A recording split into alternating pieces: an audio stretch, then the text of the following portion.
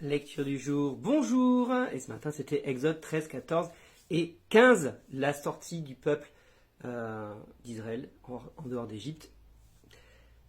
C'est incroyable, j'aurais aimé vivre cette histoire. Vous vous rendez compte un peu? Ils vont sortir, les pharaons va les poursuivre, et c'est juste là, on a un film d'action, pour ceux qui ont déjà vu le film qui a pu sortir, mais on a un vrai film d'action qui est là. Le peuple est là, le pharaon se lance à sa poursuite, mais il y a une boule de feu qui se met entre les deux pour empêcher le pharaon d'atteindre. Et là, pendant toute la nuit, Moïse va étendre le bras, la mer va s'ouvrir en deux, un vent va souffler, la mer va s'ouvrir en deux. Ils vont voir ça, les Israélites, c'est sous leurs yeux, quoi. Et ils vont passer dans la mer fondue en deux, là, à sec, en mode waouh, tu regardes d'un côté, un mur d'eau, tu regardes de l'autre côté, un mur d'eau, et tu arrives de l'autre côté.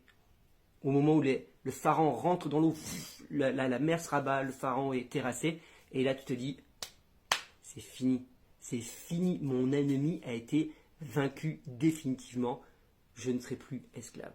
Waouh, c'est juste ouf comme histoire, c'est juste incroyable. Et pourtant, chapitre 15, qu'est-ce qui se passe? Ils arrivent à un endroit où l'eau est amère et elle n'est pas buvable. Première difficulté, première épreuve. Et le peuple, qu'est-ce qu'il dit?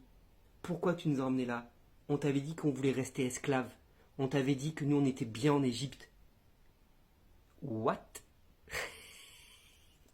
Quand je dis ça, je fais, mais pourquoi? Comment tu peux préférer ta condition d'esclave à la liberté?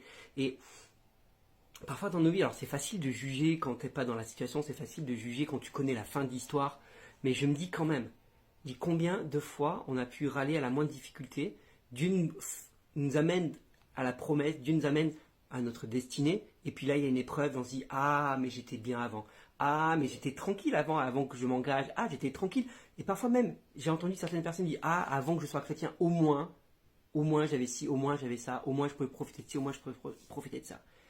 Et je me dis, mais c'est fou de ne pas réaliser et de comprendre que comment tu peux préférer ta condition d'avant, ta condition d'esclave, tout ça parce qu'il y a une petite difficulté qui est là devant toi. Et oui, il y aura toujours des difficultés dans ta vie parce que Dieu ne veut pas faire de nous des enfants gâtés.